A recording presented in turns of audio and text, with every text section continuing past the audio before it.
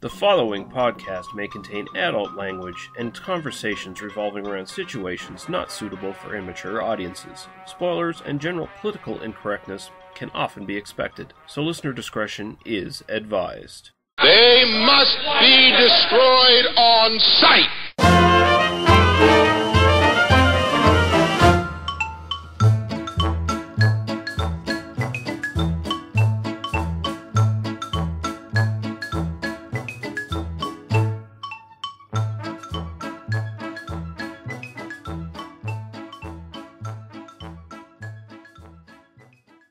All right, welcome to They Must Be Destroyed on Sight, a movie podcast. I'm your host, Lee Russell, joined again by my co-host, Daniel Harper, now without a beard. Yeah, that's not really going to come across on audio, though, but...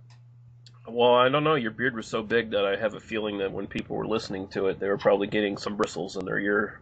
There's probably just a little bit of a resonance change without the beard, especially with my spiffy snowball blue microphone. You know? Yeah, exactly.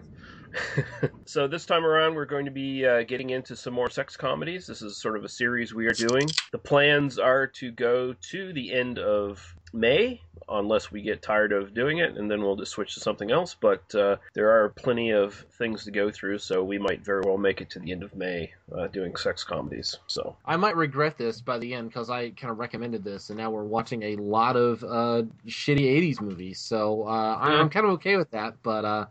definitely a lot of cheesy titty flicks are in our future. Mm-hmm.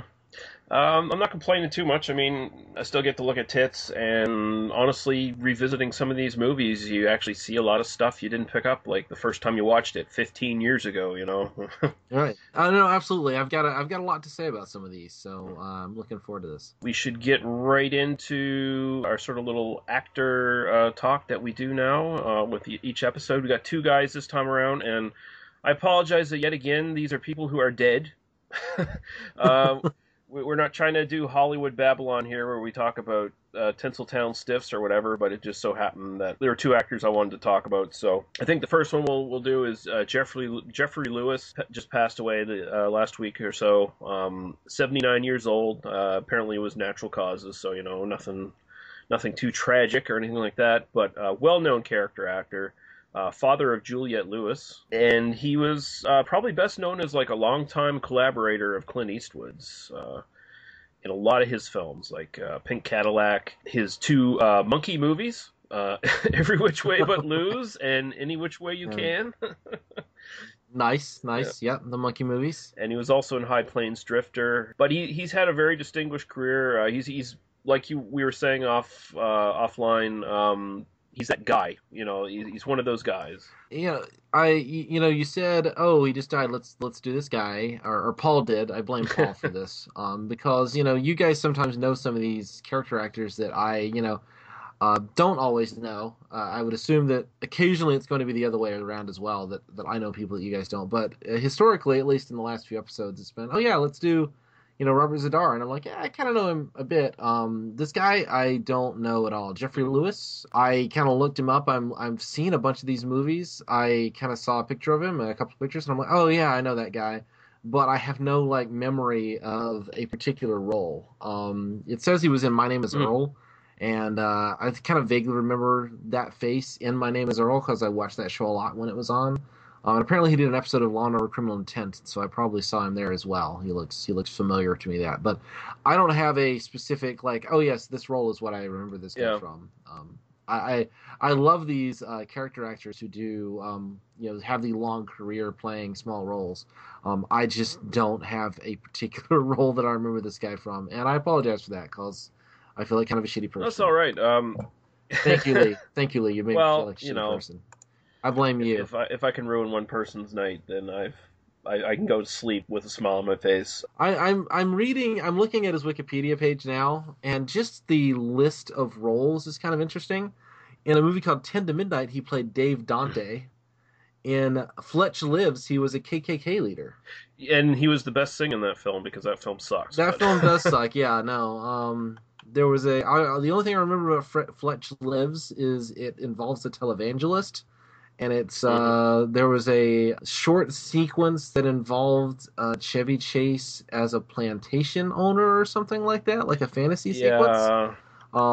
Yeah, I think I saw that late one night, very late, but yes, no.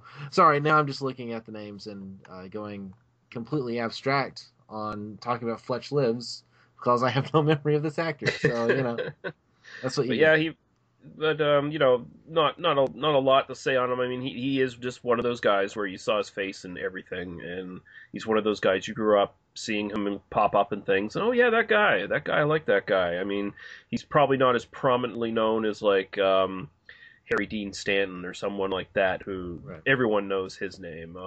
But he was in some really great films. The I mean, Lawnmower Man, he was in The Lawnmower Man. He was. Double Impact, the John Claude Van Mhm. Damme, twin movie. So, he's got that going for him. I don't have the list in front of me here, but just double check. Was he in Salem's Lot, 1979, I believe? Yes, he was. Yeah, Mike Ryerson. yeah. Pretty good in that. Very underrated TV movie, by the way. But yeah, he was just a really good character actor. Definitely, he's one of those guys. Every time you see him in something, you enjoy what he's doing. He's usually probably the best thing in the film. And yeah, so. Unless you have anything else you want to say about him, we'll move on to the second. Probably not, unless you want me to talk about my memories of Pink Cadillac. But, No, I don't really. okay. I don't think we need those We're good. We're good. because that movie sucked. Um, It would be fun, actually, now that I'm thinking about it, to name a random film that we've probably both seen but not discussed it ahead of time and just remember what we can of that movie. hmm, That would be an alternately fun thing to do other than talk about actors. yeah. Anyway, please continue. And the second one we're going to talk about is Tom Towles, a lesser-known character actor, I guess, compared to Geoffrey Lewis. He was a very genre-specific sort of character actor for the most part. Mostly showed up in sort of horror movies, exploitation films. He's one of the guys Rob Zombie basically reused in almost all of his films in the last 10 years or so. He was probably best known as playing Otis in Henry Portrait of a Serial Killer along with Michael Rooker. My favorite role of his, I think, is probably, and here he was probably the best thing in this film as well. He was in Miami Vice playing a white supremacist. Oh, the Michael Mann Miami Yeah. Vice? Yeah, the movie adaptation of his show, Right, right, right? right. Yeah, Yeah, yeah. he was probably the best thing in that, other than the shootout. Those were basically the two best things in that film. Right. Yeah, it's again, I'm kind of looking at the list of films that he was in. He had a bit role in Dog Day Hmm. Afternoon. Um, he was in Mad Dog and Glory, which is one of those I think underrated character pieces from Bill Hmm. Murray. Again, he was in The Rock, Doctor Dolittle, the 1998 Yeah, Eddie Murphy vehicle. Um, I mean, yeah, it looks like he's in kind of a lot of stuff. I definitely know this guy's face. I do not have any specific memories attached to him. and So he does a really great job in the remake of Night of the Living Dead, playing the white bigot who is ultimately correct in hiding down in the basement.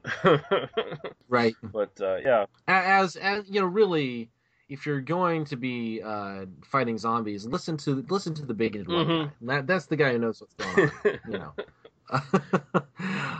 Paranoia and xenophobia really will take you far in the zombie apocalypse, I think. Sadly, it probably would. Interesting fact about him: he was actually he also did a lot of TV work. He was actually considered at one point for the role of Andy Sipowicz in NYPD Blue before That would have been before interesting. Dennis Franz got the role. So So really, what you're saying is, in an alternate universe, this guy showed his ass on TV a lot. yeah, probably.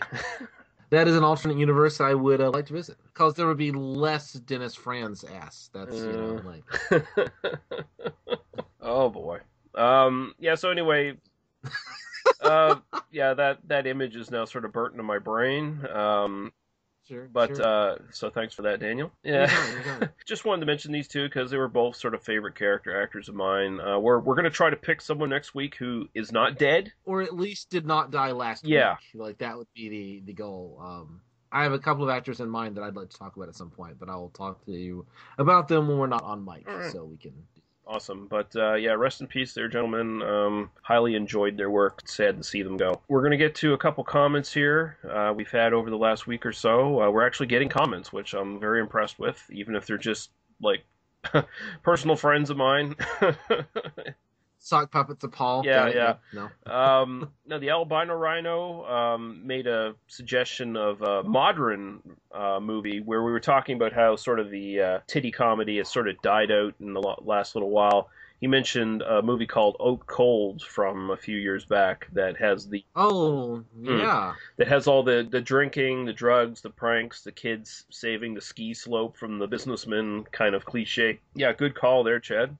That is the ski patrol of the 2000s, I think, Like a lot of these movies, they're still made. It's just like they show up once in a while in a blue moon, and they show up on direct to DVD, and a lot of the times they're like more ironic than anything else. Like they're like Hot Tub Time Machine, where it's an ironic take on that sort of thing. Oh yes, I was thinking of that as we were talking about these, and I'm like, well, Hot Tub Time Machine is kind of the modern spoof of that. Another, not another teen movie would be another one that I was kind of thinking about, is that sort of like where they're just out and out doing a spoof of the idea of these kinds of films. And actually, I think Not Another Teen Movie is actually a pretty good movie. I actually enjoy it. It's fairly funny. Yeah. It's not nearly as terrible as a lot of the other like kind of very broad spoofs of the early 2000s. It's not those epic movies and that shit. No. It's much more clever than that. Yeah, it's actually got jokes. Yeah. Two comments from my friend Greg, goes by Bylog. He says he really misses the old days of non-PC comedies such as these. I mean, look at Revenge of the Nerds. The main character in the movie technically rapes a girl. Hell, half the shit that happens in these movies would land someone in front of a judge. But nobody complained about that because I don't think society in general was so sensitive. Part of the reason why I don't enjoy 90% of modern movies. Well, and that's something, actually, if we do talk about Revenge of the Nerds, I think that I do have some comments on that particular topic. I think that there is, I definitely think there is an innocence to this, and I think especially when we talk about some of these films tonight, I think that we can talk about some of those same issues, that people weren't taking it as seriously. Mm-hmm. At the same time, I think it's really good that we take these more seriously now. I do think that, there's a difference between healthy adult sexuality being presented in a way that is non-invasive and not assaulty. Yeah, not rapey. Yeah. Like the fact that the lead character, the protagonist, the good guy of Revenge of the Nerds, just out and out rapes a girl.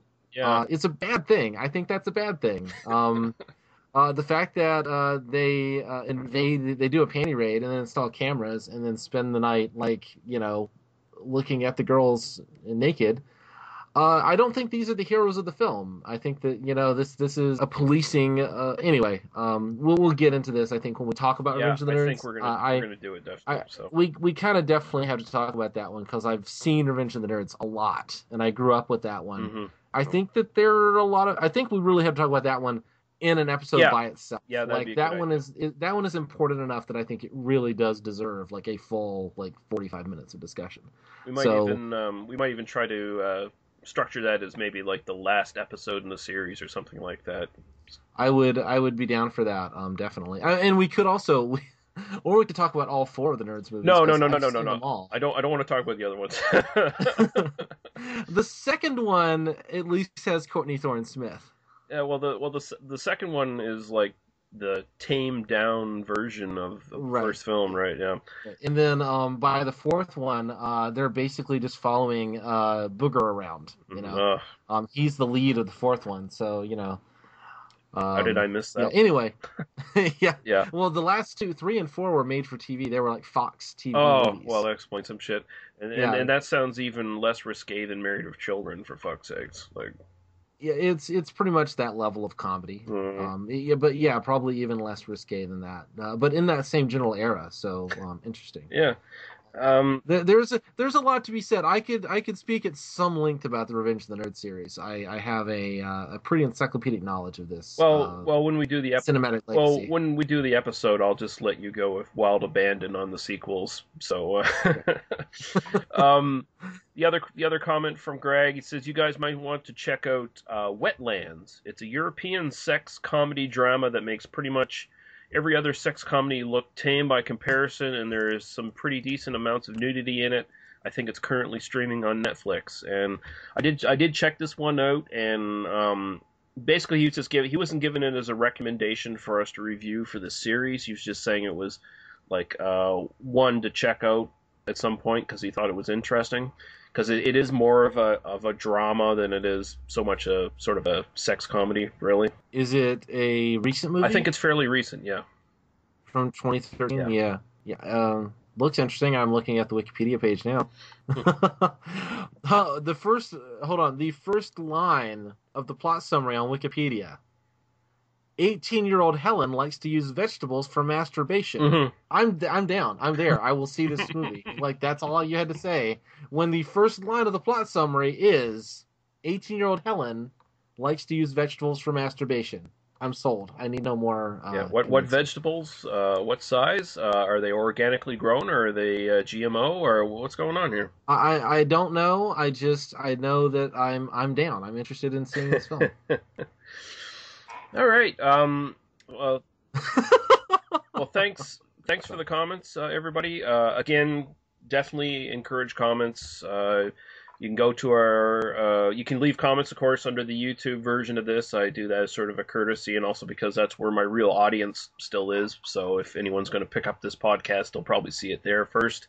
But if you want to go to the Podbean site, which will be linked, you can find an email address there as well to send direct messages. And definitely any comments, whether it's criticisms, whether you agree with us, whether you want to make movie review suggestions for future episodes, we're open to anything. So please leave comments. We encourage it. Even if you're telling me I'm a douchebag. Exactly.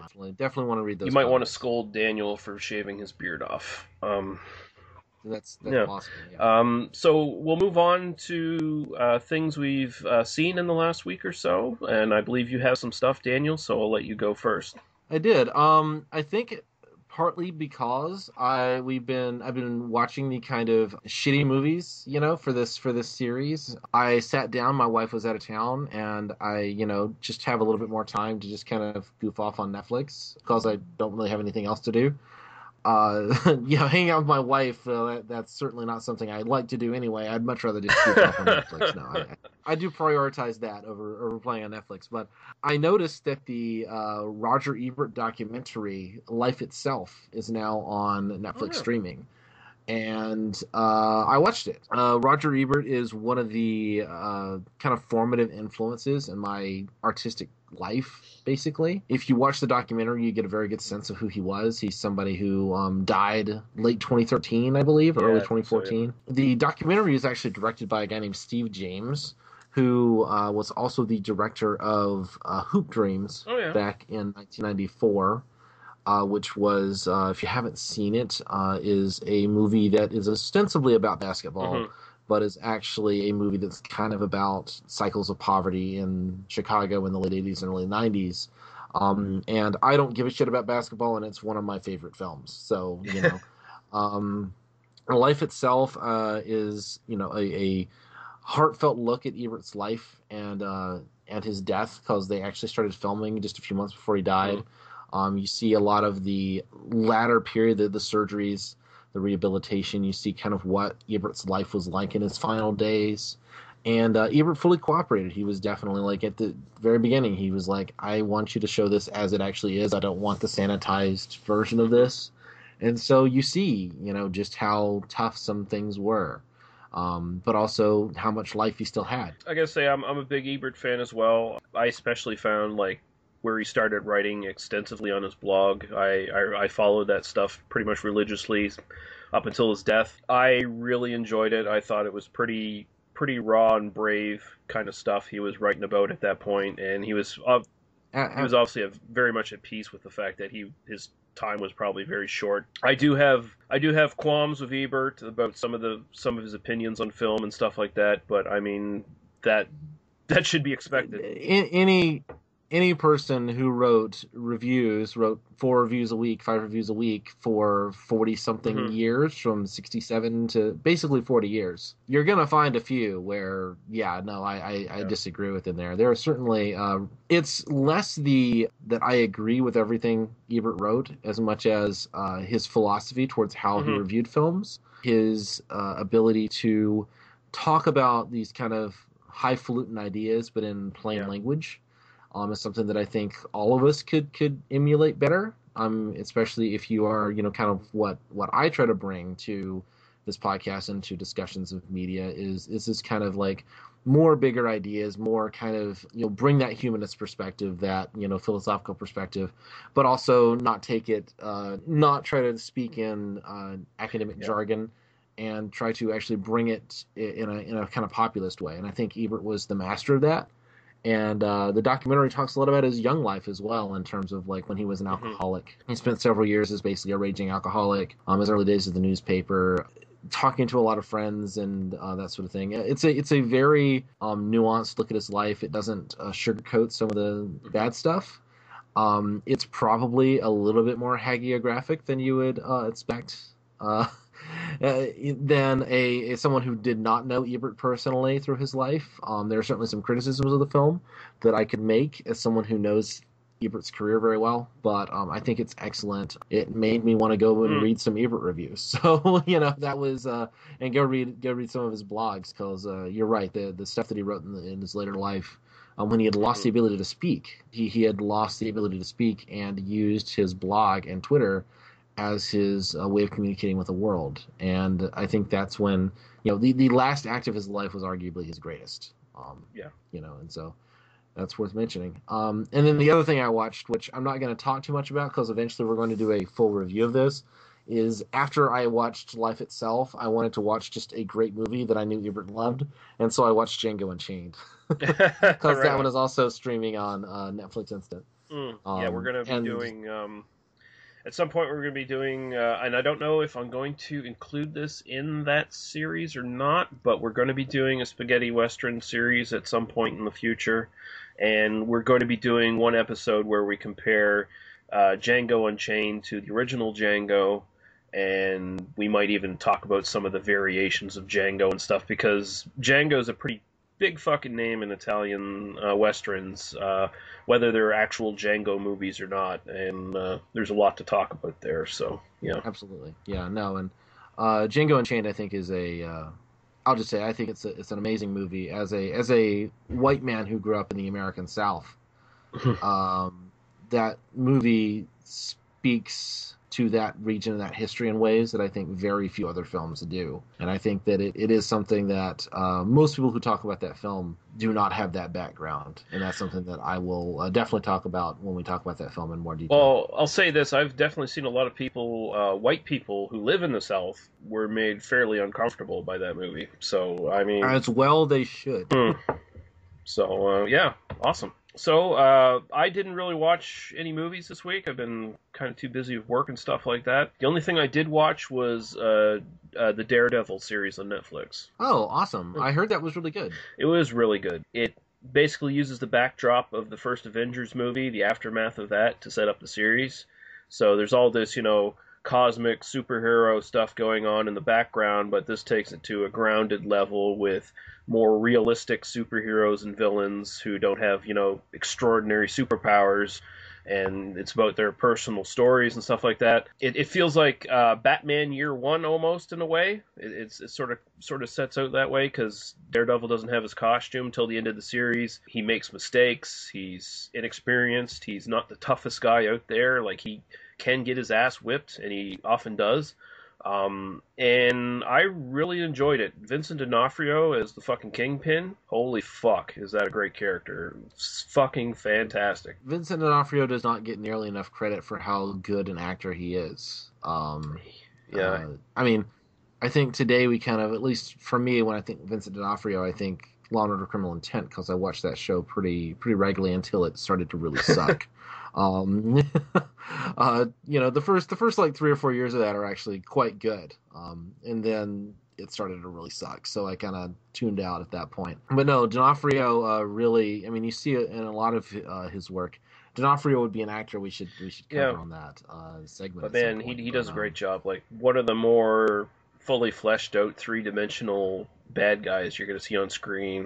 One you can actually sort of feel sorry for, and you can sort of get why he is the way he is, and it works really, really well. I can't wait actually till season 2. I was very, very impressed with it. Like it solves a lot of the sort of more popcorn stuff that goes on in some of the Marvel movies that I dislike a little bit. It's much more grounded and realistic, so I like that quite a bit.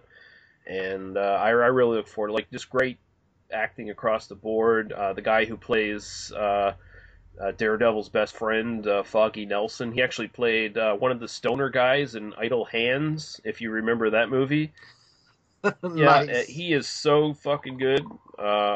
Awesome. Just highly recommended series. I know everyone is saying it's fucking great, but there's a reason for it. It is fucking great. It's not one of these overhyped things. It's actually really, really great series. So highly recommended. As long as we're talking about Netflix series, very briefly, I did see a little bit of the Unbreakable Kimmy Schmidt show, which is the kind of Ellie Klemper comedy, which Netflix produced, and it's the girl who was trapped in a bunker with a crazy religious cult for like 15 years or something, and then came up. My wife was kind of watching through that, and I saw a little bit of that. That was a really kind of cute show. It sounds like Netflix is really kind of getting on the ball in terms of actually producing original content that is worth watching and that works for their model, because I don't think Netflix should try to be HBO. I think Netflix should try to be Netflix. And, the market for people that will buy Netflix, that will keep a subscription for Netflix is a different model than the people that want to have. Yeah, because one of the shows they got in production, they have a new Full House series. That one I keep hearing rumors that is either canceled or coming back, or then people are saying it's canceled, and I'll believe that one when I see it. But there's such a you got to think I was 10 years old when that show was on, and so now the people who are in their 30s and are have nostalgia for the travails of the Tanner family. The only thing I remember from that entire series was one episode where I think it was Bob Saget's character had this had this dream of the future. The character of Kimmy Gibbler turned into this really, really hot chick in her 20s. So I want to see if Kimmy Gibbler comes back and if she's actually that hot now. What I'd really like to see is if we're going to do that, I want Bob Saget to play his normal foul-mouthed self that we know from real life. Dave Coulier, John Stamos. I mean, there were some really talented people. It would be interesting to bring that back and just see. But, I do tend to kind of think that revisits of this stuff that's purely based on nostalgia, nostalgia for nostalgia's sake, is usually a negative thing. I tend to just, I don't like being kind of jerked around for if you loved Full House growing up, that's not a reason to bring it back now. Another kind of version of that is the show Boy Meets World, which was kind of in that same genre, that TGIF show with Ben Savage. Yeah. They have made a show called Girl Meets World, which is Ben it's The Boy Meets World, and then his wife, Topanga, who is Danielle Fishel. They're married and they have a daughter, and it's their daughter getting into wacky hijinks in it's like a Disney Channel show or something. And I watched a little bit of that, just enough to kind of say, okay, I've seen a little bit of that. Boy, it just borrows from that Boy Meets World formula just completely. It's just replaced the teacher character, and now it's Ben Savage is playing the teacher, and his daughter is in school. I think the real audience for these shows are people who want to make fun of them. I think that's the real audience at this point. Yeah, I mean, I think there's that, and I don't know. If that's your thing, that's fine. I think that we're just kind of in that era where suddenly we're just remaking all this stuff from the 80s, or we're trying to bring stuff back. It's it's the same impulse, and the Star Wars Force Awakens teaser trailer came out this week. Everybody on my fucking Facebook feed is Yeah, orgasming over this I'm. thing. And to me, it's like, I mean, the fact that like you see Han Solo, and yeah, Harrison Ford like wearing the costume again, I get why that can matter to you. But I'm like, we haven't seen anything yet except Harrison Ford, who I'm sorry has not given a good performance in a Mm, movie for 20 years. I mean, that's pretty much literally true yeah. at this point. Who has been phoning it in for decades now. White-haired Harrison Ford does not look like Han Solo. He looks like Harrison Ford. I literally saw that shot and thought this looks like a Conan O'Brien sketch. Like this doesn't, Yeah. this looks like something Harrison Ford Uh, came on to Conan O'Brien and they filmed that. Like that's what it looks like to me. And if the new Star Wars movie comes out, and I'm gonna see it opening weekend, of course, because everybody's gonna see it opening weekend. If it comes out and it's kind of a story about these new characters, and it's like a compelling and interesting story, and there's also a little bit of the nostalgia stuff, and you see like Luke Skywalker kind of get to be a badass in a brief scene or something, I'm down with that. But if it becomes just an excuse to jerk off on the screen about how much you loved Star Wars when you were 4 years old, yeah. I don't care. So anyway, extended discussion about nostalgia in Yeah. TV and movies. So yay. This is kind of what we do sometimes. Yeah. No problem with that. Speaking of Uh, nostalgia, shall we move on to Malibu Bikini Shop? we should. Malibu Bikini Shop from 1986, written and directed by David Wercher. Or Wetcher, perhaps? Wetcher, yeah. It stars Michael David Wright, who went on to do nothing as Alan. Uh, and also Bruce Greenwood, who went on to do a shitload of stuff, including he's Captain Pike in the In the new Star Star Wars Trek movie, yep. Star Trek movies, yeah. As Todd, and these are basically two brothers. Alan is the uptight, repressed Republican capitalist. Todd is the more slackerish, liberal, free-willed surfer guy. Yep. They both get shares in the Malibu Bikini Shop, which was owned by their late aunt. Alan is looking to get into business. He's looking to expand his portfolio or whatever the fuck, and marry this shrill, spoiled brat, and marry into this rich family. He doesn't really want to do it, but it sort of seems like it's the thing to do. It's just, oh, that's how my life should turn out, so I'll probably just do this and do that. Of course, Todd wants to run the Malibu Bikini Shop. Alan just wants to sell it to make a little bit of money. It also has Deborah Blee as Jane. She's the shrill rich girl. She's notable because she is sort of a minor sort of titty comedy star. She was in several films. Another one we're going to talk about tonight, actually. And she's probably most well known as the sort of shy nerd girl in The Beach Girls, who eventually it's that old cliche of as long as she's wearing glasses, she's not hot. But as soon as she takes her glasses off, she's hot. And Another trope that they made fun of in another teen movie. So yeah. there you go. Yeah. I don't want to run through all the cast here, but my favorite cast member on this is Frank Nelson as Richard J. Remington. Well-known voice Nice. actor from the Hanna-Barbera cartoons. He was homaged in The Simpsons at least twice.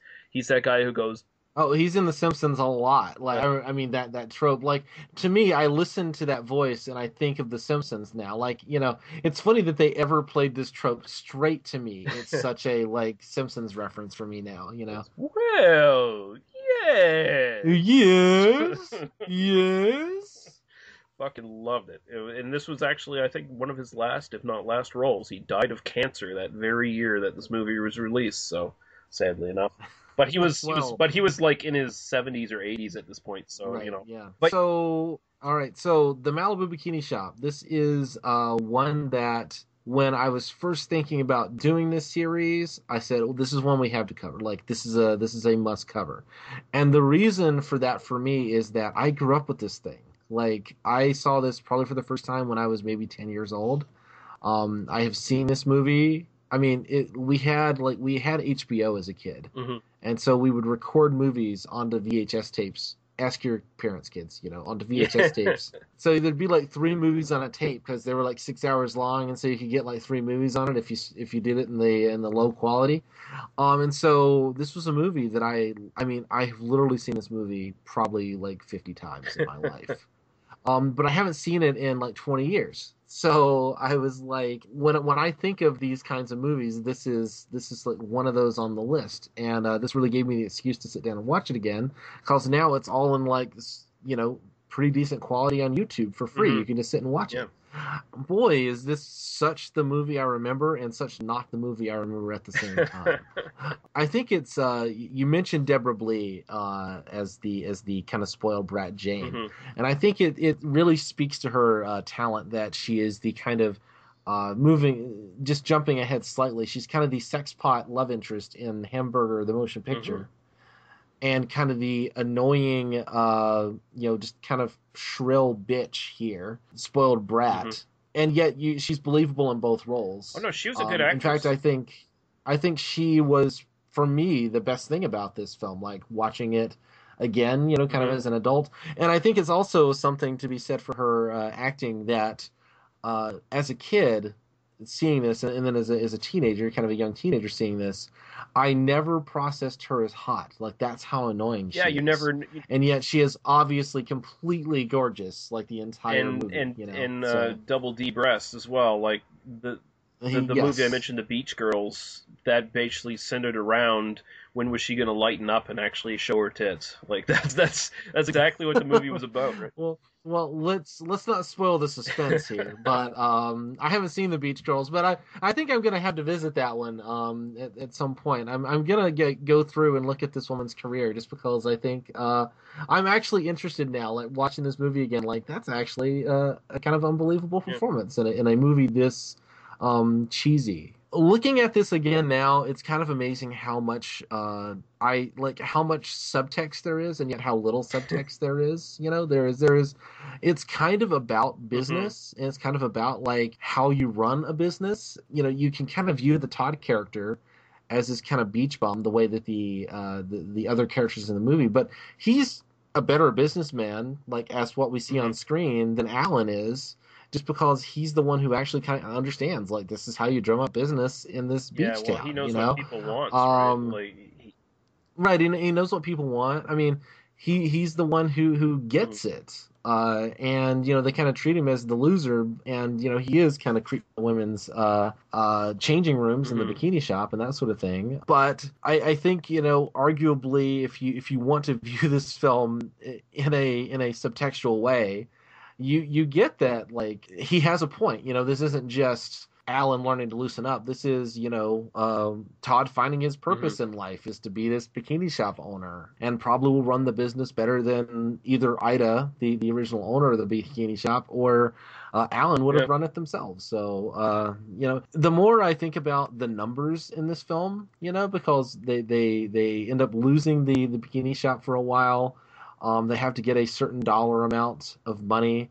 Yeah. It's Six thousand. $6,000 they have to get. And you do an inflation calculator, and basically, I sat down and I did some numbers on this, just to let you know. I'm watching the film and I'm like, I have to just look at, like, so I put it into an inflation calculator just to kind of get a feel for, like, in Mhm. 2015, basically just double all the values. Like that's pretty much so $6,000 then is $12,000 now. I would find it amazing that like $12,000 in 2 weeks is like an amount of money that is just impossible for these Yeah. people to raise with a functioning business. And then they're like, oh, we got to throw the big party, and so they're essentially not running the store Mhm. for 2 weeks. When it's like, really, if you just like kept the business going, your revenue, if it's literally that much of a difference, your revenue for 2 weeks is going to probably be able to pay for this. Like, it feels like such a ridiculous manufactured thing. Like it is kind of one of those like in the action movie when it's like, oh, we have 30 seconds to Yeah. disarm the bomb, and then like 4 minutes Yeah. pass, and you're kind of like, no, no, you're all dead Yeah. now. That's sort of the same thing I was feeling. When a movie like this makes me want to do math, it's either a good thing or a very bad thing, and I don't Yeah. know which it But is. they do sort of imply that the business was losing money, like it was kind of in debt. Like Right. it was the aunt that owned it was spending all the money on extravagant shit, and she was just throwing parties every night at the business more than anything Oh else. no, this thing is like hemorrhaging money. There's no Yeah. question that the shop is shown we are told over and over again how much money this thing has lost because Mhm. Ida's just throwing parties all the time and all that sort of thing. But you also like see Todd is able to get a giant crowd of people on 15 minutes notice for this like the suntan contest, the best tan contest. He's got an army of people who will go and like build this giant obstacle course for the end of the movie. There's clearly like this devoted, fan base for this shop. There, Every time we see the shop, it's filled with people. there I is. mean, this is, it's like you bring like anybody with any sense of business acumen to actually like, run the business. This thing is making money hand over fist, There is a devoted clientele of beach bum perverts who will do anything to get 5 minutes in the two-way mirrors in the back of the shop so they can watch the changing rooms. Uh, Yeah, this is before the internet, Lee. Like, yeah, just keep that in mind. It was 1986. yeah, and there seems to be an extravagant amount of nubile young women in Malibu who were just itching for having a bikini shop where they could show up and basically try on bikinis for hours upon hours. Right. The opening montage of this film is like there's very little nudity in it, but it is explicitly shots of women basically adjusting bikini bottoms and bikini tops. Like, Yeah, this is a few years later Baywatch would just kind of discover this formula mm, of basically you can just film young ladies in skimpy clothing, and as long as you're not showing nudity and you don't have a standards and practices department to answer to, people will show up. yeah. That's just it feels like it exists in this bygone era in a way because it is so innocent about some of that stuff where you're not seeing just as an example, I was thinking about this again, and I'm going to go fully high art on you very All right. briefly. We mentioned Inherent Vice a couple of times in the last few weeks, and you got to think, the kind of fictionalized area that Inherent Vice takes place in, which is where Pinchon actually lived, and it's very autobiographical. So that world is very new, is very real, even though it's kind of fictionalized. I kind of looked it up. Like Pinchon grew up or like lived in this area. He didn't grow up here, but he in 1971 or so, when Inherent Vice is set, Hmm. Pinchon lived like 10 minutes drive from Malibu. Like that's essentially where this town is. And so you're kind of talking about the same subculture. You're talking about it like 15 years apart. I find it interesting that in a way you could view, this kind of Reagan Republican coming in to buy out the bikini shops as a, that kind of the establishment taking over this thing that was kind of countercultural Hmm. in 1971. You can see like everybody waking up from the drug-fueled haze that was the 70s and deciding, oh, we have to kind of buy these collared shirts and run this like a business all of a sudden. Also, it's sort of one of those things of when you hear like, oh, she's a party girl and she's running the business and just throwing parties all the time and hemorrhaging money. For me, I'm just like, again, in the backstory, I'm sitting and going, well, clearly this is just a drug laundering operation, and she makes it lose money as a tax write-off or something. Yeah. Like, I keep thinking there's like a dark and gritty version of this film that would be just as fascinating as the tits and ass on display, which is ample and nubile, Hmm. by the way. Yeah. And a lot of real ones too, which is appreciated. Well, I enjoyed revisiting this film. Mm. Honestly, it is one where not having seen it in so long, but having seen it so many times as a kid, like every time I kept, oh, I remember that moment, and then like suddenly it would all just come flashing back to me. It was a very interesting viewing Yeah. experience. The one thing that surprised the shit out of me when I watched this, like the one moment or Hmm. sequence, is when it just goes straight on music video from There's like two 1986. sequences where it does that. It's like the final act of the film is basically like two music videos and then that obstacle course thing, and Right, right. Yeah. and I was like, oh my god, this is like a bad like Motley Crue It's video. it's like a rip off of a Duran Oh Duran yeah, or video. yeah, I kept thinking of especially the bit where it's like the war montage thing, and I'm like, is this Rio? Is this like a rip off of Rio? Duran Duran.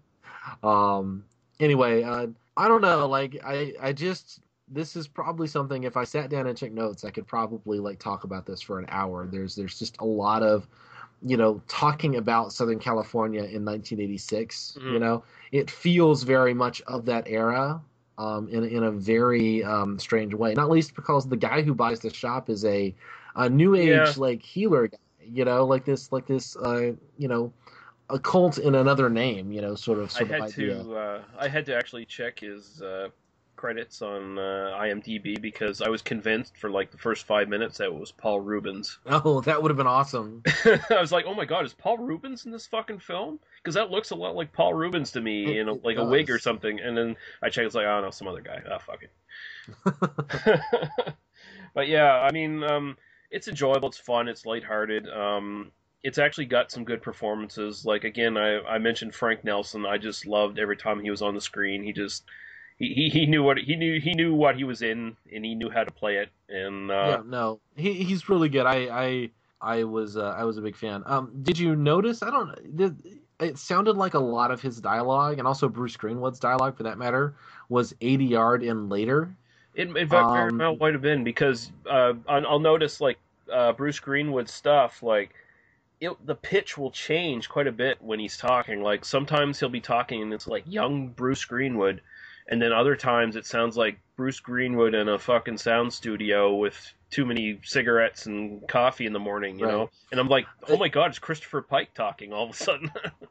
There are lots of moments, in particular with Bruce Greenwood, where like he'd be walking down the stairs and the camera's like kind of at the top of the stairs, so you Mhm. can't really see his mouth move, and then he has some funny line that's just thrown in, Yeah, and I kept thinking like the director just said, "Oh, we'll just throw a line in right here, tell a joke," yeah. like it felt very much that way, where they're just we need more Todd in this movie. There's not enough Todd in this Yeah, movie, he's well, I mean, I think there's a reason why Bruce Greenwood went on to a big career and Michael David Wright didn't because Michael David Wright is wooden as fuck. Like he really is. He, I was sitting like next to my wife on the couch, and I was like, "Oh, I gotta watch the last like 15 minutes of this before I go podcast." And you want to just watch the last few minutes with me?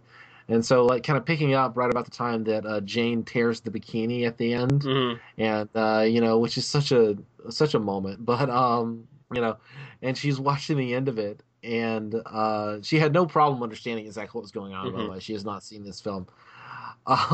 We got to the end, and she's like, so I mean, what? And I said, you want to see the beginning? And so we watched like the first like 10 or 15 minutes, and she just, I mean, she was just like, well, that's the movie. I'm like, Yeah. I grew up on this movie. Like, I literally saw this movie 50 times growing up, and she's like, I understand. You're my husband. I get it completely. Like, it was, it's just one of those things. Don't judge me. No, I mean, she's just, I mean, she understands, like, no, I get exactly why you are the way you are. Yeah. Like, if this is the film that you, at 10 years old, I was watching this movie, like, weekly, Yeah. anyway. No, it's a lot of Uh, fun. If anyone has, I don't know if you've seen Hard Bodies. Have you ever seen that film? I've not seen the whole film, but I've seen, That's a little bit of it here and that's there. a good one to pair for this one because I think this one gives it a little bit of a run for its money for the most women in bikinis and the most nudity, just gratuitously shown in a film. Very very similar films in a lot of ways in that regard. It's like just very carefree. Nudity and women walking around in bikinis, and a sort of a similar tone as well. Very very similar. So It's interesting how this film does kind of come out of that era in which the bikini like hmm contest and the wet t-shirt contest was a just this cultural touchstone in a way. Like oh, I remember like as late as like the early 90s, MTV would air like they do a whole like spring break yeah. week, and they'd have like bikini contests and stuff like all the time. It was just playing constantly. And like the Hawaiian Tropic contest would be on Late Night USA. They would do like the beauty pageant with the girls in bikinis and that sort of thing. And it's interesting how right about 1995, 96, when the internet became something that people had Yeah, access to, all that went away. It's really fascinating how there really is that like sharp dividing line. But I remember like just Googling some of these titles that I remembered. Some of these Hmm. some of these like bikini videos and stuff that I'd watched as a kind of a young teenager. Found a forum where there are a bunch of kind of older guys who are probably like my age. I mean, I did this like several years ago, but clearly a bunch of guys in their 40s who remembered watching these things Yeah. when they were 20, and they're like, oh, there's a clip from this like bikini show from 19, and you can go watch it, and it's got some great action in it, and people remember this with nostalgia. I Yeah. have a deep appreciation for the fact that there are a bunch of models, there are a bunch of young ladies who got paid a few bucks to come in and be sexy for a camera and maybe take their tops off, and everybody got paid, and I hope nobody got like hurt or abused or Yeah. anything making this film, but it's a lot of fun, and it's worth a visit, Hmm. and you don't have to over intellectualize it the way I just have. You know, but I could keep going. There's a lot I could talk about with this film, but I think I'm done. All right. Yeah. I apologize. I won't talk about the other two as much because this one just such a seminal moment in my life to revisit this film now. You know, Oh, shit. Yeah. seminal in more ways than one. Uh, Oh, yeah, the fluid kind. I get it. the fluid kind, yes. All right, so we'll move on. I think we both sort of recommend Malibu Bikini Shop if you're interested in seeing that sort of film. It's definitely a lot of fun. We're going to move on now to 1984 with Hot Dog, the movie, directed by Peter Markle, written by Mike Marvin. It stars a few big names that have gone on to do some stuff, and a few people have just dropped off the face of the earth. David Naughton is Dan. He was in American Werewolf in London. Right? Patrick Hauser is Harkin, who has really done nothing since this film. Tracy Smith is Sunny, who was also in Bachelor Party, and that's pretty much her only credits other than, I think, like Perry Mason TV series or something like that. Yeah, Nice. we have Frank Coppola as Squirrel, one of the more prominent characters in this film, and James Sato as Kendo, who actually went on to do quite a bit of things. He was actually the Shredder in the first Teenage Mutant Ninja Turtles film. Really? Yeah, That's awesome. yeah.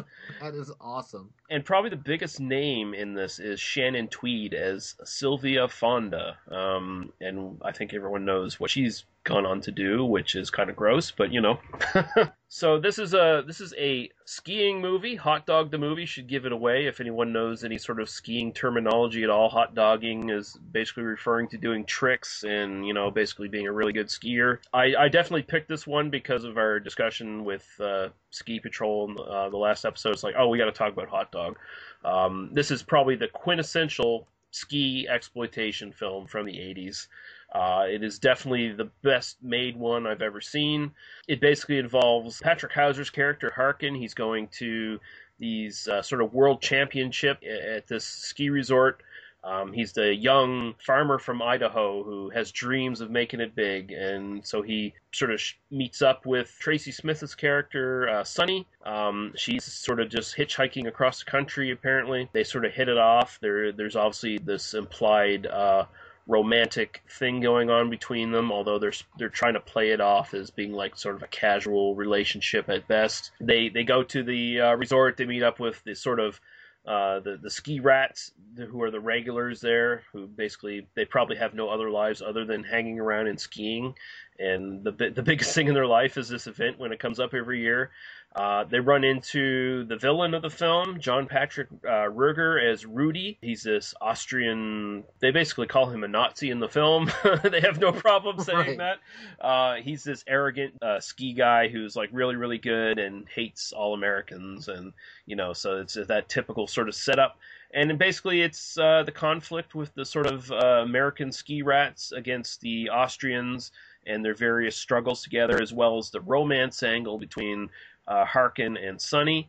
And Shannon Tweed is sort of thrown in there as sort of a third person and sort of a love triangle kind of thing, because she's this sort of rich sexpot who wants to sleep with all the new up-and-coming skiers every year. So that's sort of where we're set at with this film. I'll go to you, Daniel, for your first impressions on this one. Sure, and I'll be much briefer on this one. I apologize. I know I spent a little bit long on Malibu Bikini Shop, but this was the only one that I had not seen before of the ones we've covered so far. I don't know how I missed it.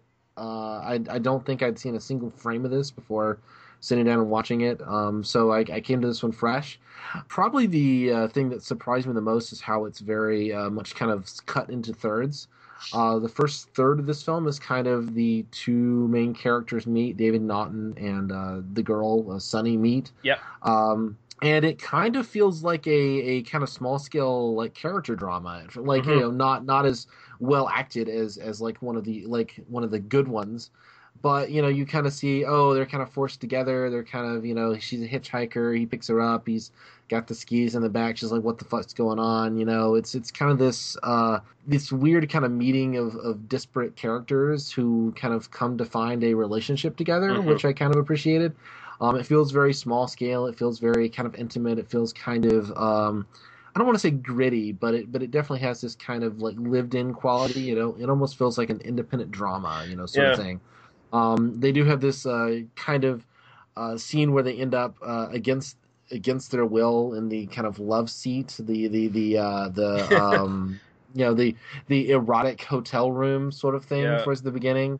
The honeymoon suite, which is one of those tropes that's just like, you don't see that anymore, but you saw it all the time in the 80s and early 90s, when the two people who don't really like each other end up in the vibrating bedroom, sort of thing. And, I thought it was fairly well played because they do kind of act like people that, it doesn't feel like it's this kind of goofy, cheesy thing.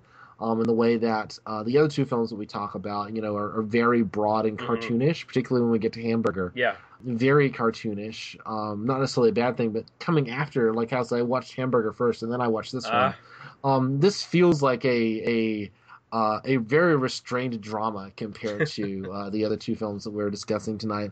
Then you move on into kind of some wacky hijinks, some drugs and some alcohol and some playing of hockey without skates. I don't know if that's the thing you do in Canada, but okay, I don't play hockey, so I don't know. And then you get a bunch of ski footage at the end, and you throw some tits in the middle and some sex stuff, but very little actual kind of sexual content in this. It's much more about and then there's some awesome skiing for a while. Yeah, I did skip the wet T-shirt contest, which is the highlight of the film, obviously. But other than that, that's kind of all I have to say about this film, unless you jog my memory on something. But yeah, it very much is. It relies actually heavily on the skiing footage. That's because of Mike Marvin, who before this was he basically did second unit directing on this film, where he filmed all the ski footage. That's where he sort of made his bones in the industry. He got noticed for doing films about skiing and stuff like that. Before that, he was a folk singer in sort of the John Denver mold, which might explain why Harkin has that moment with the guitar. Oh God, yeah, no, it might which very is well, absolutely terrible but hilarious at the same time. And yeah, so this has, without a doubt, like I mentioned in the last episode, how all these ski movies generally have really good ski footage. This has, without a doubt, the best film ski footage I've seen in any of these movies. It's just exceptionally done, and I don't like ski footage. I don't like skiing, but I still watched it, and I was like, wow, that's really fucking impressive. It looks really good. The film, there was some money behind this film. I've seen conflicting reports on what the budget was. It was around 16 million, I think, and I think it Wow. made 20 million was the highest estimate I saw. It did make some money. I mean, 16 million in 1984 would make it really. I mean, today we don't think of that as that's nothing, Yeah. but in 84 that would have been a really pricey film. Yeah, especially for that genre. The movie, to be in comparison, I think Superman 2 cost something like 22 million or something like that. Yeah. I don't know if I can trust the the figures from Internet Movie Database, because sometimes they get kind of wonky, weird sources. Maybe that's adjusted for inflation. I don't know. It maybe, who knows, but yeah, there's this sort of has the this doesn't follow quite the rich developer trying to take over the place thing. This is much more about the competition, the sort of American group. Well, not the American group, but the the regulars around the ski thing are all stereotypes. You got the sort of the new wave punk rocker guy who's got his headphones on all the time and doesn't hear anybody. You've got the token Japanese guy who doesn't speak English. Well, he does speak English, but he speaks Japanese to all the women, so he can say lewd things to them and they won't understand it. And then you've got Squirrel, who is about 2/3 date rapist and 1/3 a guy who should be on a beach somewhere surfing instead of skiing. And there's a couple other characters in the group, but you don't see them hardly at all. They got like maybe 2 lines each, and it basically focuses on the characters I mentioned. I thought David Naughton did an okay job as Dan. He's sort of the old pro at the resort, who's more interested in drinking than doing anything else. Yep. I enjoyed the characters. I enjoyed the acting. Even Shannon Tweed was pretty good in this one. It's not like she had to play a in-depth character or anything like that, but she was pretty good for what she was doing. I sort of I should go back and mention that there is a lot of like semi-date rape stuff going on in this film. Like there's a lot of like implied roofies being put in drinks in several instances. There's a moment where like they make a drink for this girl who's just like, oh, I just want a drink. I don't want something not too heavy, and he basically pours like 8 different kinds of alcohol into a glass and hands her this giant glass, and she chugs it and then collapses, which is one thing. And then the line is like, yeah, it's something like, oh yeah, there's a girl I can take advantage of. Exactly. Yeah. And I'm like, oh my God, wow. Yeah. And it's that sort of thing to where, yes, it was 1984, and we kind of had a boys will be boys attitude towards that in 1984, but we really shouldn't have. Like, that's a bad thing, But at the very least, David Naughton said Squirrel, like, no, Squirrel. Oh, yeah. Don't rape this woman, Squirrel. Come on, guy. Come on. Oh, you naughty rapist, you. Oh, you wascally wabbit. Yeah. Wascally wapist. Yeah, that's, wow. There's a lot of like there's a lot of like cute 80s racism in this film, like with the Japanese character, but especially funny when they get to the final part of the film. Like, they have all these competitions with the Austrians. The Austrians win a couple, they win a couple. In the end, it's implied that the event has been rigged from the get-go because the people who run the event want TV ratings with the Austrians and stuff. So you get the sort of moral victory in the final thing with the Chinese downhill, and the Japanese character's like, what the fuck is Chinese downhill? Right. But yeah.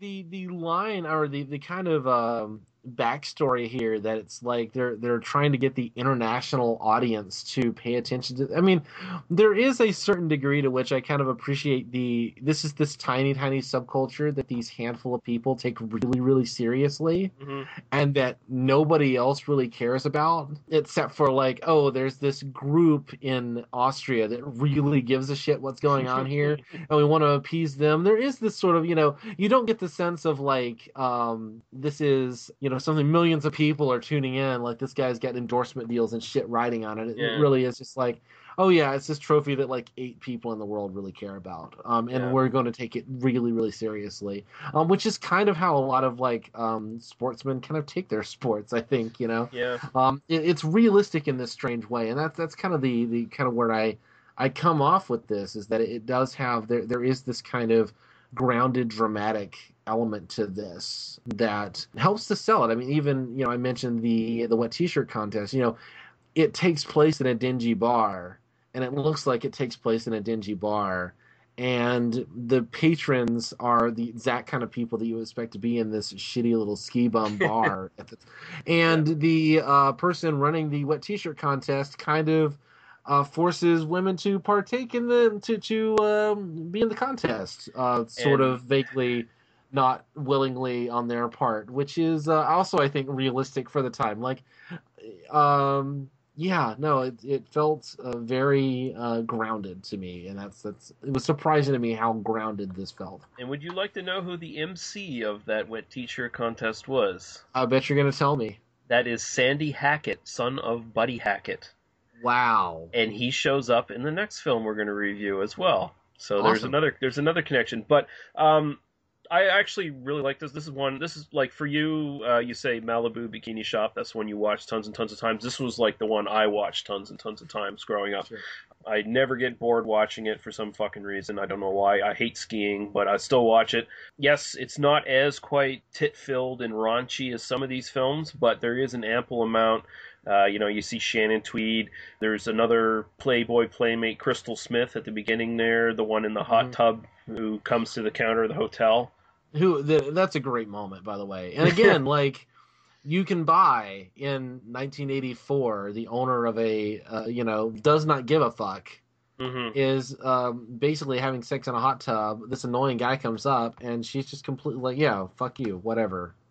See my tits, She's outright propositioning Harkin as well. She's like, you're freestyler, are you, or whatever? Yeah. Oh, you want to come join? Yeah, I'm down with it. You definitely, again, it feels like a realized world with realized characters, and it's probably the most cohesive as a film of the three that we're talking about today. Like I've only got two problems with the film, really. I mean, I can forgive the sort of innocent boys will be boys date rape shit that goes on, and it's like that's the genre. Like at some point, the fact that we're talking about these at all is sort of like, okay, that just goes with the territory to some degree. I keep bringing it up because I think it's important to keep bringing up that it's definitely present, but you do have to kind of just go with it to some. But there's only two things that I don't like about this film. One, the film concludes very quickly, and Shannon Tweed's character does not get any comeuppance at all. Like, she is sort of like in behind the scenes playing people against each other. Like, she's in that sort of love triangle. She's trying to take Harkin away from Sonny. At the same time, it's implied that she's still with the German dude or the Austrian dude. Like, it's mentioned that they were former boyfriend and girlfriend. So it's implied that maybe he was using her to try to screw up Harkin, but they never really spell it out explicitly. There should have been some moment where Tracy Smith's character got to get one up on Shannon Tweed's character, because actually she pretty much just owns Tracy Smith in every scene they have together. She just, talks her down and treats her like crap. And the only other thing, I wish the girl in the gondola got her tits out. Oh, yeah. I can see that. Yeah. No, I'm with you on that. Yeah. But other than that, I really do like this movie. It's probably one of the best made sort of 80s sex comedies there is, and it's like you're saying that it's actually dramatically fairly solid. Like, it's surprisingly fairly solid that way. So yeah, it feels like a real movie. It reminded me a bit of the original Caddyshack. It reminds me a little bit of Caddyshack in the sense of it's kind of a comedy. It is a comedy. It's got some kind of sexual moments. It's got some cool stuff in it. It's got a bunch of stuff, but it does kind of feel grounded in this reality to some degree. It doesn't feel like it's this. I mean, it is. I mean, Caddyshack in particular is this kind of crazy off the walls comedy at times, but then there's also just kind of on some level it just kind of feels like this is just kind of what people are like in this subculture. So I don't know, it was almost like it was harder for me to enjoy it on the just kind of fun laughing at the tits and assiness of it, because I kept kind of going like, oh, there's actually like a character drama here that I'm kind of interested in following, anyway. All right. I can't believe I couldn't remember the title of Caddyshack. I kept thinking Groundhog. I was like, no, it's not Groundhog Day. Fuck you, But because the Groundhog is so and Bill Murray prominent. And Bill Murray. It's not Groundhog. Fuck you, Daniel. Come on, seriously. No. Caddyshack. All right, we'll move on to Hamburger, the motion picture, 1986, which is sort of a spiritual sequel to this film. Written by Donald Ross, directed this time by Mike Marvin, who was doing the second unit directing in Hot Dog. He came on in the last minute to direct this film because the original director was shit-canned like a few days in. And Mike Marvin took the job at the last minute, came in the day after he was given the script, and had to reshoot most of the opening of the film. Considering that, I think he did a pretty fucking good job for this. It stars, let's see here if I can find it. Lee stars in quotes here, I think, on some of these, starring. No, please. Lee McCloskey is Russell. He's the main character. You have his friend, Sandy Hackett, as Fred Domino. As we mentioned, was in Hot Dog as the wet T-shirt contest MC. It has Dit Butkus, famous football coach, as Drootin, sort of the hard-nosed sergeant character. We have Randy Brooks, who was sort of also a minor sort of TNA celebrity in the 80s as Miss Vunk. We have some other characters here. Jack Blessing as Nacio Herb Zipster is sort of the nerd character. Deborah Blee shows up again here as Mia Vunk, the daughter of Lyman Vunk, who is sort of the patriarch of this fast food empire. John William Young as, I'm not going to say this name right, Presto Papanik? I don't know, but he's the big fat guy who... The scientist No, guy? he's the big fat guy who keeps shocking himself. Yeah. Yeah, Sure. Chip McAllister as Magneto Jones, which I think is a character we're going to be talking about in some depth in this one. I think so. Yeah. How much time you got? Yeah. Mo? Do you want to start, or shall I kind of do my over intellectualizing? Well, I'll now? just give a really quick summary of the plot. Essentially, the character of Russell, he's this sort of sex addict. Well, he's not even like sex addict. He's just this guy that women throw themselves at. He's the perfect everyman character in the sense of he's a completely ordinary guy who is irresistible to women with no effort on his part. This is someone I identify with. Like I am 100% on board with gorgeous women, including the psychiatrist who's trying to treat him cannot help but lower their panties in his presence 15 seconds after meeting him. This is very realistic, grounded, something that every person can relate to. So basically his problem is he can't focus.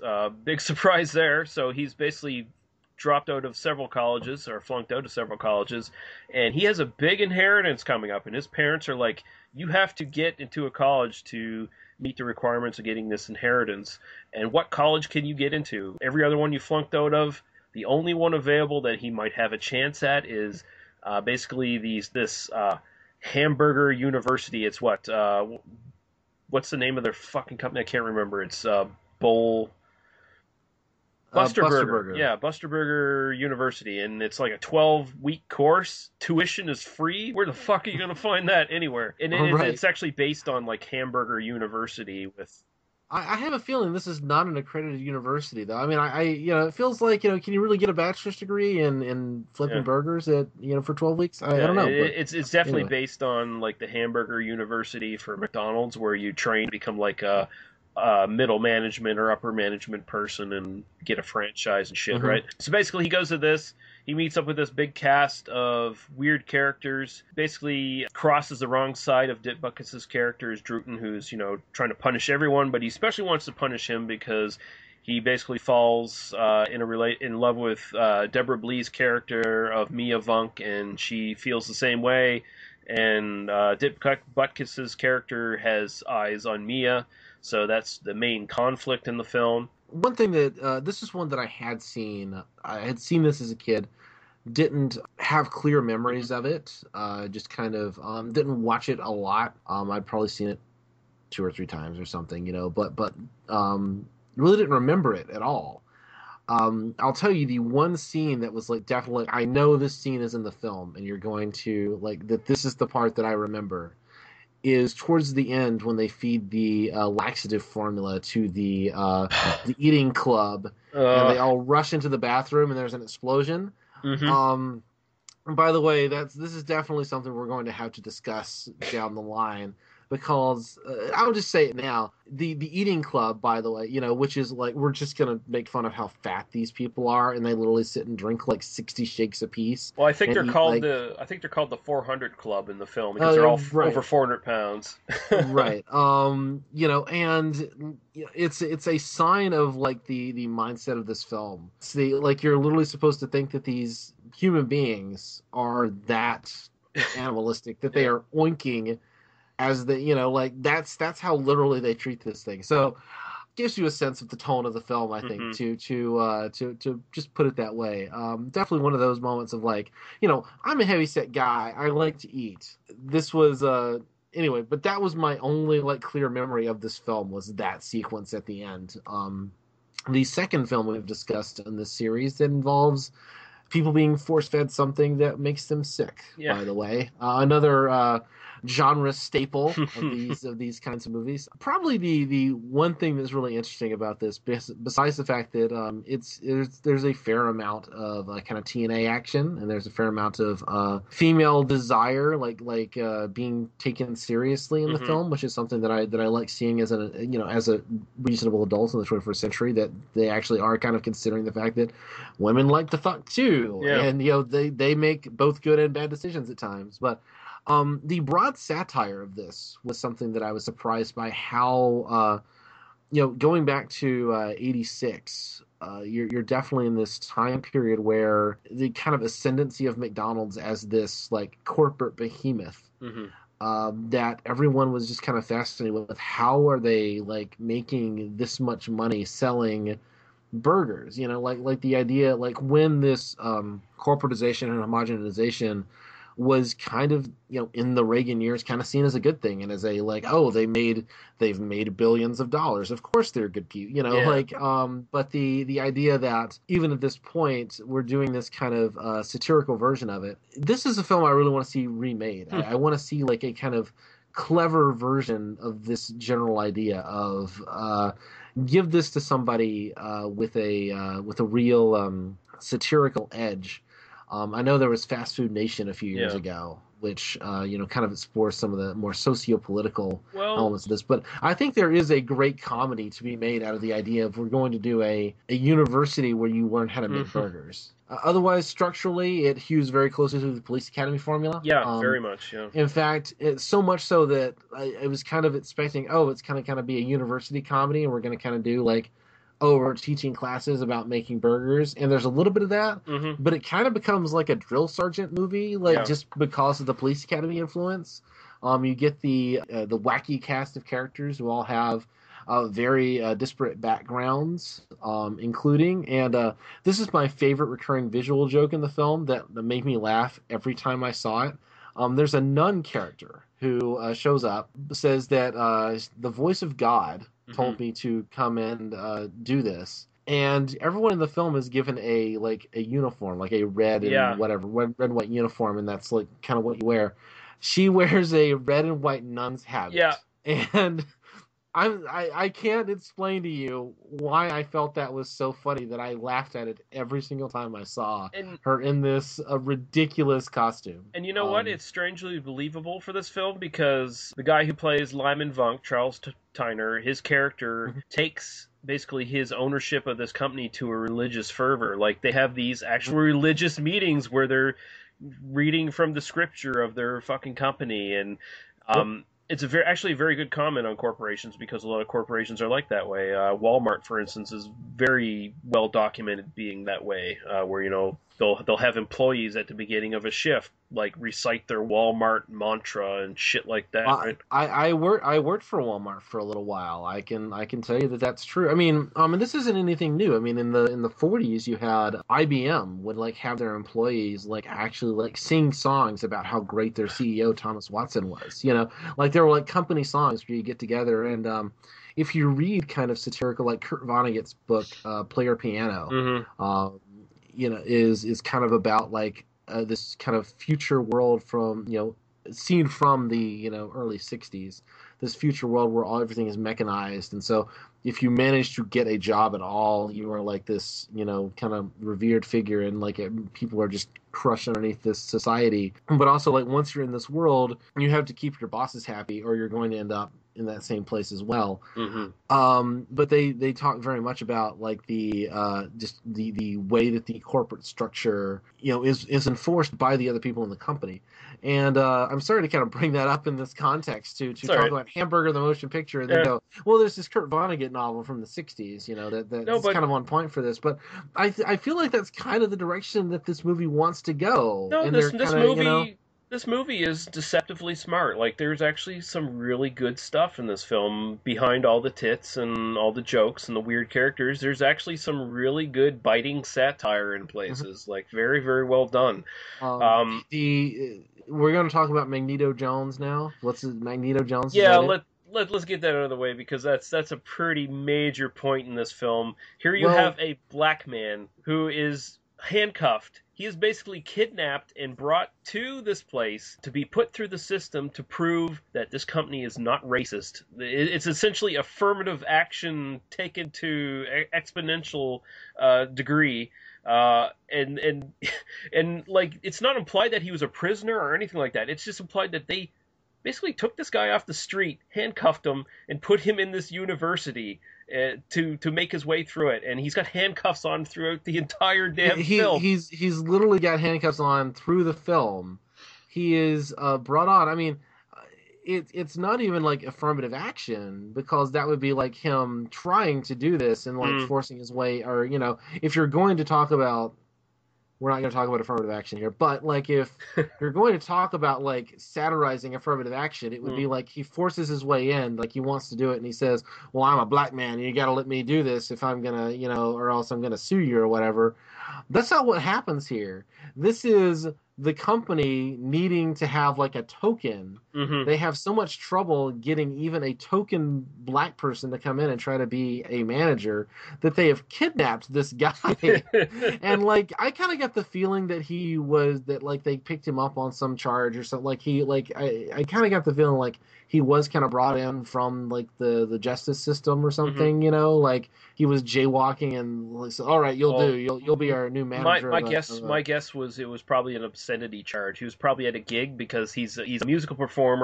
He's done as a sort of a amalgam of Rick James and Prince and maybe a little bit of Michael Jackson thrown in for good measure. Sure. And so Luther Vandross. yeah. So he's like, he's this very flamboyant, like sort of black R&B 80s kind of guy.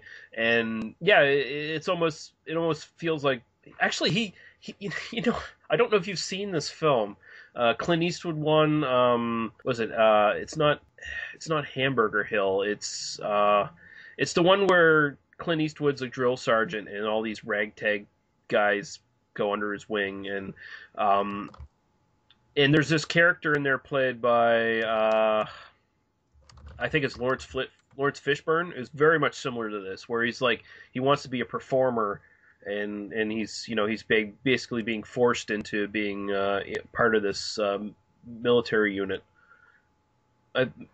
It's in the 80s. We'll have to find the film. I was googling it. I can't find it in 10 seconds. But no, I haven't seen that film, but it sounds interesting. But it really reminds me of that. Excuse me. And yeah, like viewed in modern context, like very, very problematic kind of thing. Right. But well, I mean, it's like you can't even like blame. Again, you can see this as the filmmakers trying to make a point about like oh, we're not racist, so we're gonna hire a Negro. Yeah. Like. And I apologize for kind of putting it that way, but that's sort of the mindset that you kind of see that these guys have is, oh, we'll put one of them people in a position of authority, and that one will isolate him, but we'll have one, and then that's the guy we can point to and say, see, we're not racist. And that's pretty much the way this shit works a lot of times is, in lots of organizations, oh, we want to look diverse, so we'll put our one black guy on the recruitment poster in the everybody just kind of accepts it. It's a really interesting kind of dynamic. Another very 1986 moment is the revolutionary South American character from Guatemala. From Guacamole. Guacamole, yeah. Guacamole. In another movie, you think this is like bordering on this like racist stereotype of what people from Central America are like. But then you also think like, I mean, it has to be intentional on some level. I'm sure that there are elements of this that are like the racism of 1986 and this kind of genre, but they're trying to make a point about like the way that we see, I think Central America.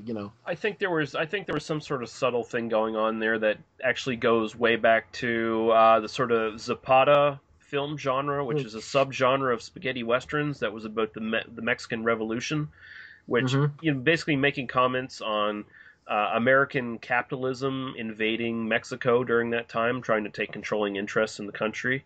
I think there's probably some sort of subtext going on there with that, but they don't, they don't really explore it all that much. So, yeah, I mean, there's a lot of stuff going on in here. Like the movie does not pull any punches. Like it's so politically incorrect. In the opening scene, you have an old lady die in the fucking drive-through. Right. And you have a business that has weird business practices as far as their mantras go. Oh no, absolutely. Put those cookies back, motherfucker. Put those cookies back, motherfucker. We reserve the right to refuse service to assholes like you. Yeah.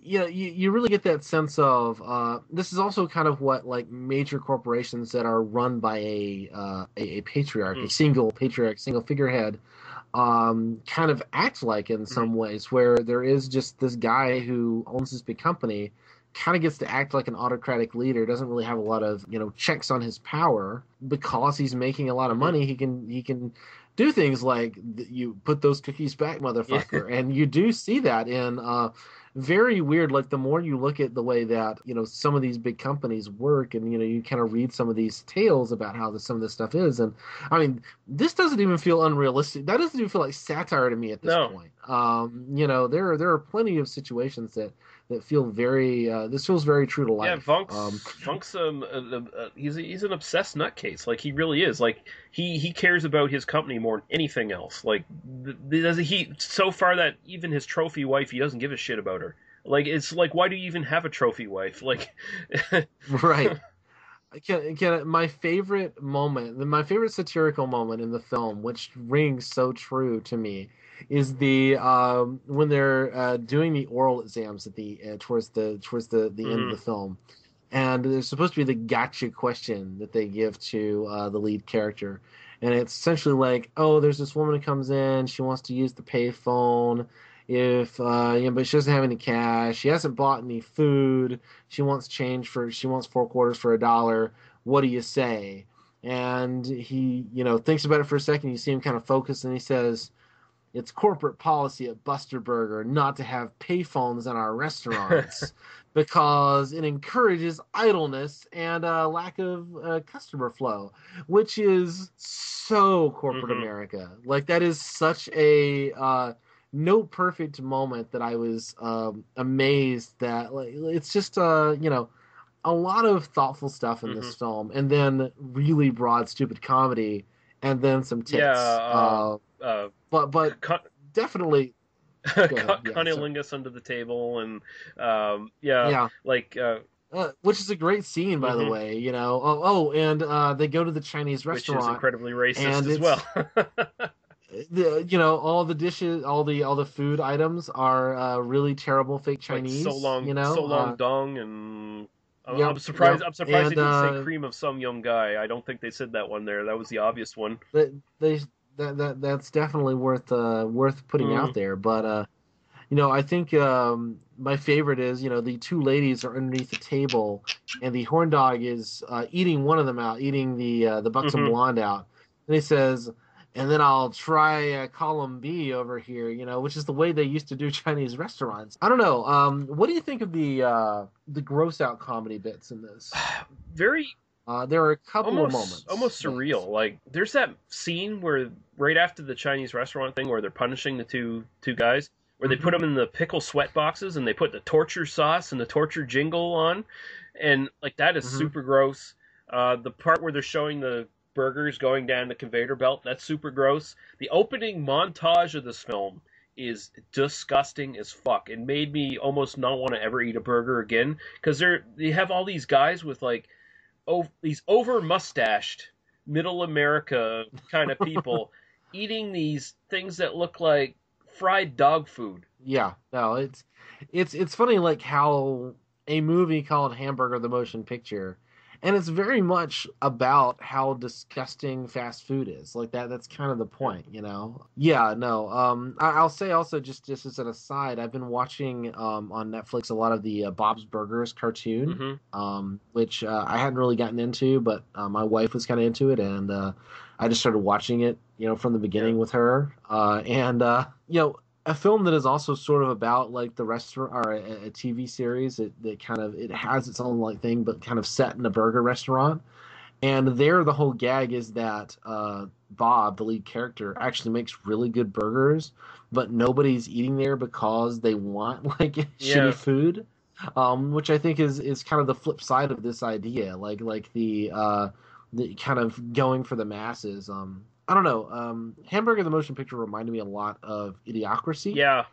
In a lot of ways, I think it has a lot of the same strengths and a lot of the same weaknesses. Honestly, I kind of have this similar opinions of both of those It's very films. much about the dumbing down of America. Like that opening montage where they show that sort of middle America. It's almost implied like it's almost a fetish subculture, like to a degree, right?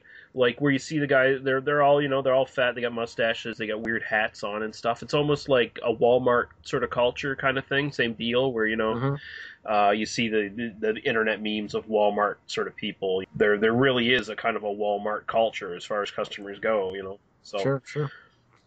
Well, and we talk about like, one thing that we have a hard time talking about, at least here in America. I won't speak for Canada, but I think it's true of both of our great countries. Is we don't really talk about class issues. We're very good at talking about racial distinctions and that sort of thing, but we don't talk about well, we're not very good at talking about racial distinctions, but we like to yeah, talk about racial distinctions. And so many of our the things that we talk about are really class distinctions. And I think that there is an element of talking about it's that punching up versus punching down thing, yeah, making fun of the people who are, a person making a film who is in that point in your life to where you are making it what is presumably a fairly decent budget motion picture, and you get to write this, and then to make fun of the customers of a place like Buster Burger or McDonald's feels over the line to me. I mean, kind of portraying the food as disgusting, portraying the feels okay, but kind of talking about the customers kind of feels a little mean spirited. Which also kind of going back to what I was talking about at the beginning, the eating club, the 400 yeah, club. It's sort of that same phenomenon. It's making fun of fat people because they like to eat. Although, the guy who's trying to be on that weight loss program joins their club at the end, which yeah. and he kind of they're all kind of friends, and you kind of get that like, maybe it's like maybe the film's trying to Yeah, apologize a little bit. it's weird. Like the film had the opportunity to talk about diversity and everyone accept themselves for what they are, but that's what Police Academy does. This one does not does not cash in on the premise in the end, because in a Police Academy film, everyone who's different uses their different skills and talents to aid in winning the day. In this one, it does not happen. All these wacky characters, they're all fucking useless. They have no skills at all. They have the one thing, the nun ends up like she actually like, and this is there is a literal Deus Ex Machina in this film. Where at the end, Vunk walks in, he's completely ignores everything that's happening, all the reasons he should fire all of these people, because he's trying to get into the chicken game. Yep. And he finds the nun has that perfect, by God, it's good. Or my God, it's good. And then suddenly, like, we're going to make billions off of this. Yeah. And then suddenly it's, again, how these kind of autocratic leaders just get to do this shit. Like, but, and then you realize, like, at the beginning, she says, well, I heard a voice from God. Like, God, in this film, God made her join this academy so that our heroes of the film could become fast food managers. Yeah. Like, God himself has come into this universe and made this happen for these people, which I think is fascinating. Because the way I would have ended this film, it would have been more traditional, but it would have been the ending montage where you see where everyone ends up. So like the Animal House montage, right? Exactly. The nun, you would have seen her face on all kinds of billboards with the slogan. The fat guy, you would have seen him in like a weight loss treatment program or something like that, or as an exercise guru or something like that.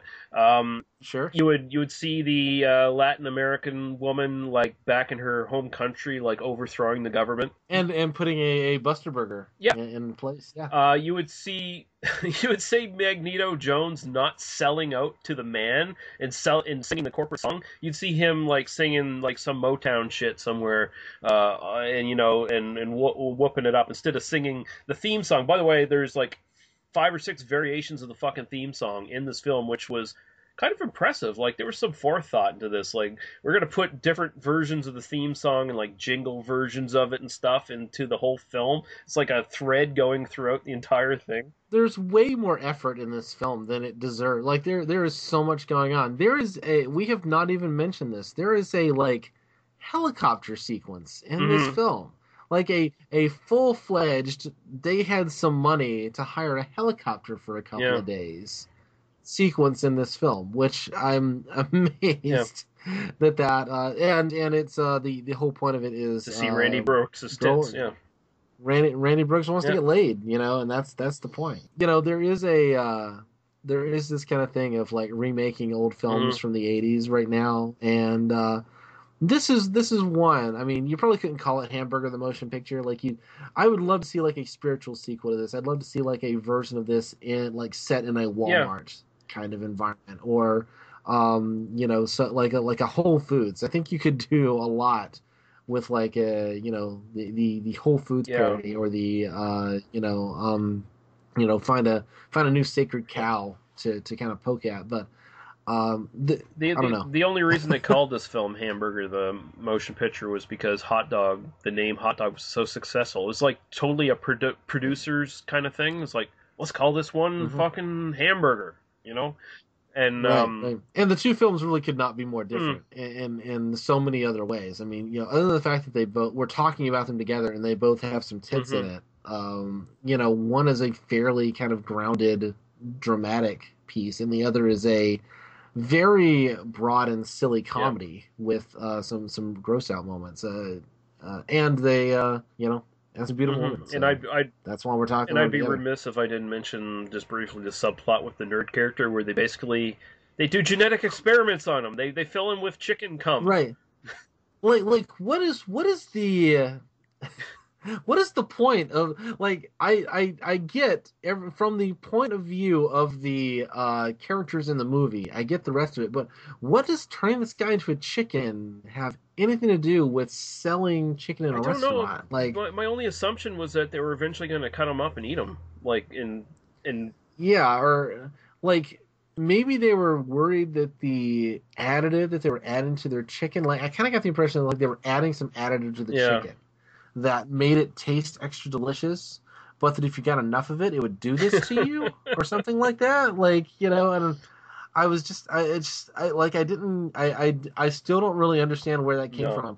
I will say the actor sells it. Like, you've got to give this guy credit for really pushing the limits of if you've got a silly, very broad comedic role like this, you've just got to believe it 100%. And that's the only way to get away with it. He does the nerd role on the level of like Eddie Deason, who basically did the nerd in almost all of those fucking films back in the day. But very effective. I've got nothing else to say, but I really like it. Like I like all three films that we talked about tonight. But I do as well. I think I will say that the daughter, Deborah Blee. Yeah, Deborah Blee is fucking gorgeous. That's I feel bad that that's kind of where I land on this, but yeah, wow. No, I bet you the Beach Girls is on YouTube, so I'm gonna have to go check that out sometime very soon. And, that's kind of. Would you like to rank these three, since we kind of did that last week?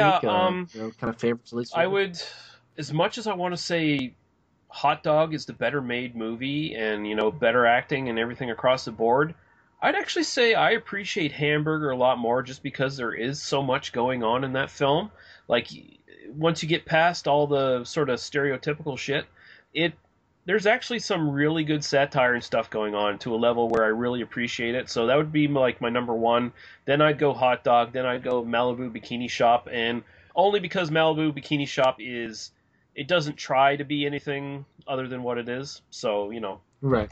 I would probably give you the same order. I think in terms of my enjoyment watching these again. I think Hot Dog was probably the one that I enjoyed watching the least, just because it is a lot of ski footage and not particularly visually interesting to me. It is just kind of a fairly straightforward sports movie to some degree. Hamburger definitely has the largest. It's definitely trying for the most. I don't know that necessarily makes it the best, but it's definitely trying to do the most stuff. I don't know. I have a hard time ranking them because I do feel like they're such different films. But I think your ranking is pretty solid. I agree with your reasoning. But I think for me, the most fun I had was rewatching Malibu, just because I just grew up with that one, and so seeing that again was just. But if I had to take it like on a critical level, probably the same order you gave: Hamburger, Hot Dog, then Malibu is which I still like Malibu Bikini Shop, but it's not really trying for anything at all interesting. All right. So Daniel, tell us about your amazing Doctor Who podcast. I do if you like listen to me over intellectualize things that shouldn't be over intellectualized, and you like me talking about sexism and racism in old media and new media at times, you should check out the Doctor Who podcast with my wife. It's called Oi Spaceman, a Doctor Who love story. You can find us at oispaceman.libsyn.com. That's libsyn.com. And I missed this week because I just had shit to do, but we're kind of looking at a lot of companions from the classic series. We do classic and new series. In fact, the next episode that goes up will be of a 10th Doctor story. So if you're only a new series fan, you should check that out. And we actually did a live commentary that'll be going up in a couple of weeks of a Tom Baker story. Cool. And Shanna almost fell asleep towards the end, which was hilarious. So we'll see how that. Oh, the thing is that when you do a live commentary, you can't edit it. I can't edit shit out. So literally towards the end, you get to hear me go like, "Come on, baby, you gotta wake up. we're getting to the end here." Yeah, it should be quite amusing. But check that out if you're so inclined. Yeah, so you can find a link to Daniel's podcast when you listen to the trailer. It'll direct you to our Podbean site where you can find that link. You can find all of our other sort of YouTube and Twitter links, Paul's stuff. You can find similar podcasts of similar interests that I've linked down there that I really enjoy. And you can leave feedback via the email address there, or you can just leave it down here in the YouTube video if you're watching that. What would you like to go out on, Daniel? Either Duran Duran with Hungry Like a Wolf, or some variation of the theme song from Hamburger, the motion picture. It's got to be the theme song from Hamburger. Okay. I'm okay with not doing the Duran Duran song this episode. And I'm, as much as I love Hungry Like a Wolf. Yeah, and I'm probably less likely to get copyright flagged for that one as well. So. Probably, yeah. No. All right. Also, there are a lot of great songs in Malibu Bikini Shop. I kept like humming the soundtrack for that one. But no, the Hamburger theme song, especially the Magneto Jones song at the end, would probably be what I would go out on. But yeah, I'll see if I can grab that one. All right. Sure. Thank you very much, everyone, for listening. Please send in your comments and questions. We definitely want them. And thank you, Daniel, for joining me again. Always love being here. All right. Bye, people. On almost any corner of almost every town, on every lonely highway you'll ever travel down, you're gonna find a burger shop, Americana, mom and pop. How long? There ain't no telling. They've been out there selling hamburgers for America. Yeah, hamburgers for America. It's in their blood, it's their tradition. It's almost like they're on a mission, selling hamburgers for America.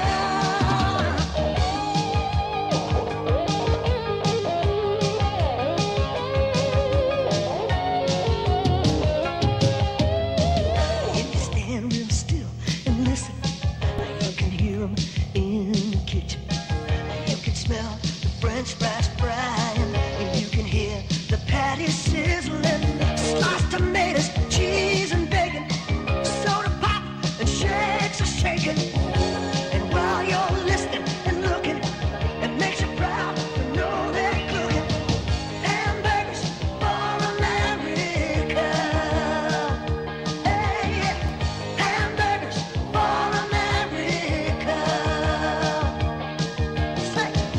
Cooking burgers ain't exotic, but some folks say it's patriotic.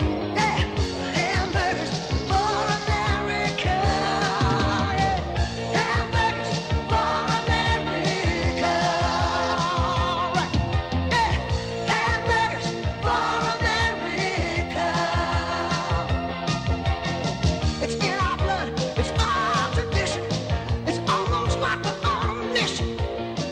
Hamburgers, hamburgers, hamburgers for America. Hamburgers for America.